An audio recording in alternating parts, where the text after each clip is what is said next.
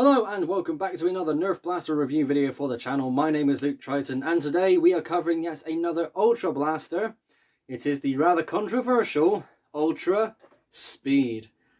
Whoo, Nelly, this is going to be interesting. So the Ultra Speed is a magazine-fed, flywheel-operated, battery-powered, fully automatic blaster.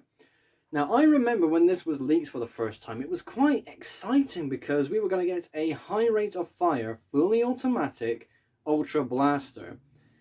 Now I'm pretty sure a lot of you already know why this wasn't such a successful blaster, because straight away I will introduce you to proprietary magazines. At least it came with two. Here's the proof. There you go. There's two. Comes with two of them. At least, you know, Hasbro learned with this one. Could you imagine if this only came with one magazine? Oh, this would have been one of the biggest flops ever for Ultra.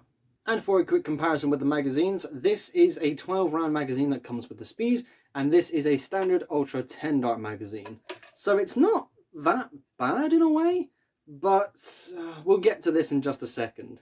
Now because this is a flywheel blaster, it needs batteries in order to work. Now you need 6 C-size batteries and are installed as shown. The battery case is in the back of the blaster. And now to talk about the blaster itself, and straight away you can see it's not that big, and I gotta be honest, I don't know how I feel about this. I definitely love a bigger blaster, but the fact that this is so small, it's weird in a way. I honestly don't know how I feel about this. But I suppose a small blaster is better, so it's not going to be taking up so much space in storage. Now, like another Ultra Blaster I recently got, the Ultra Focus, this has an integrated foregrip. And in order to hold this comfortably, I don't like having my thumb wrapped around here. I tend to have it on the other side, kind of tucked away. So turning around, I'm holding it, oh, there we go, stepping back a little bit more.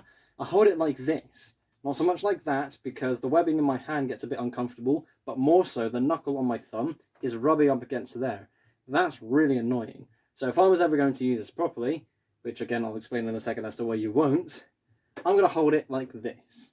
Along the top of the blaster is a carry handle with finger grooves in order to make it a little bit more comfortable when you're holding this thing around.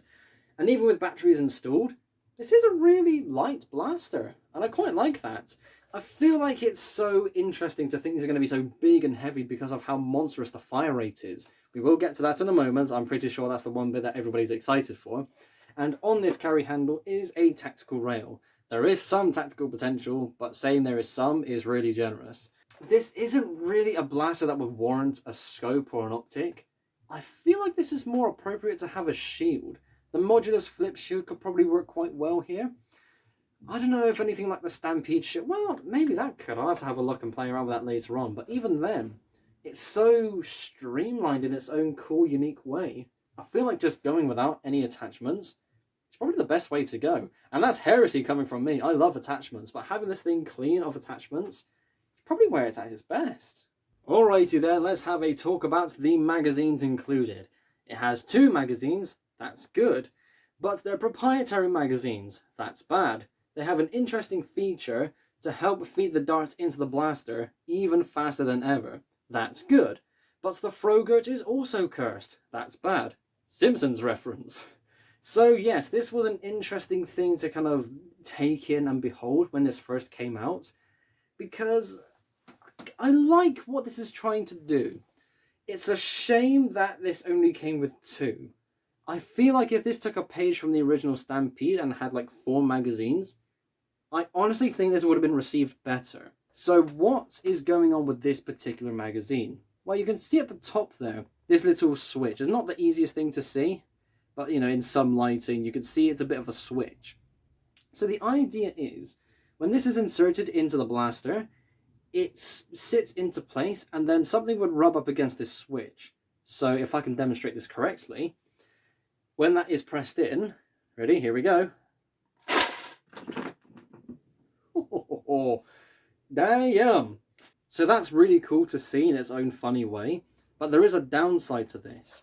So putting this into the blaster now, as I just mentioned, that sets in there, that's ready to go, but that switch is now also being pressed down. If I were to now take this out, let me know if you can see something annoying. So ready? Yeah. So I really could just keep on doing this. And 2 darts at a time. Oh, there we go. There's the other one. That switch being pressed down is releasing those darts into the chamber. But when I go to take the magazine out, that switch is still being pressed in. So the top 2 darts are sliding out.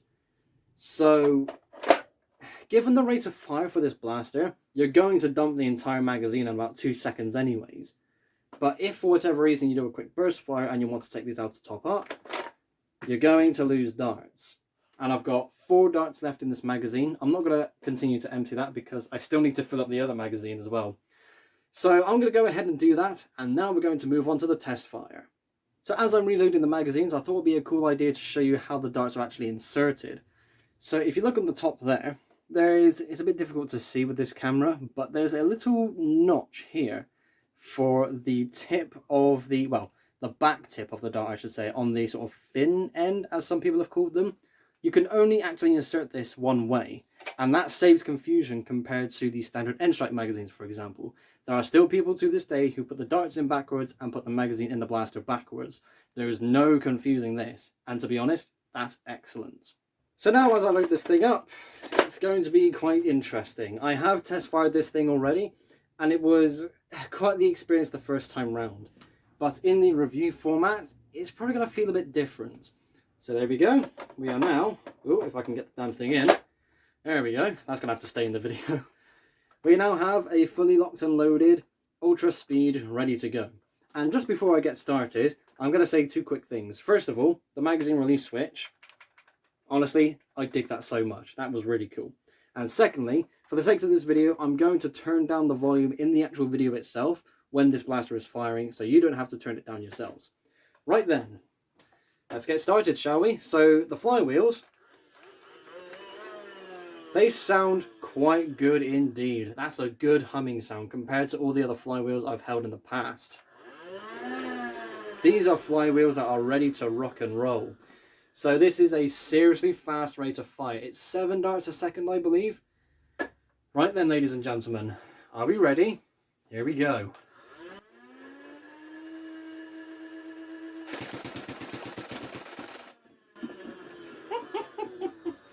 I don't care who you are, that's cool.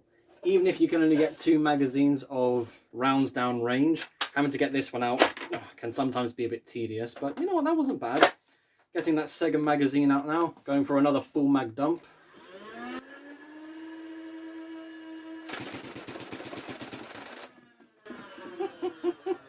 Oh, baby, that's good.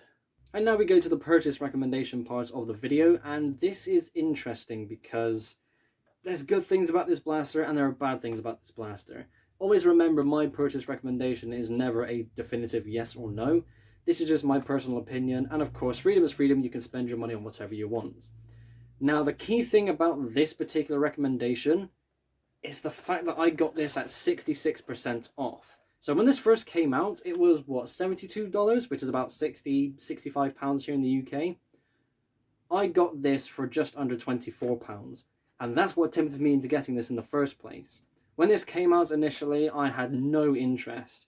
It's a magazine, full also flywheeler. That's my kind of blaster.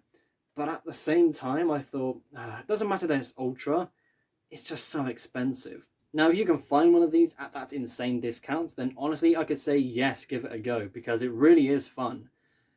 But it's also only fun for about 5 seconds. I mean, 2 magazines is better than 1, don't get me wrong. 4 magazines is better than 2 at the same time. I mean, you saw the firing demonstration. It really is fun to get that many rounds out that quickly.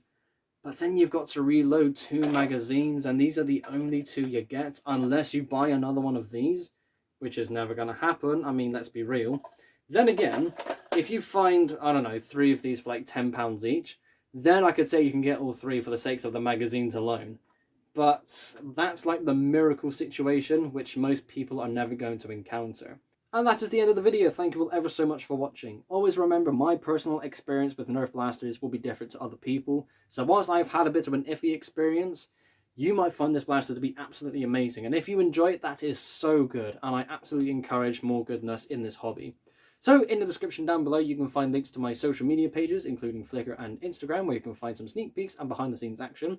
You can also find a link to my second channel, where I do more stuff outside of the LEGO and Nerf hobbies.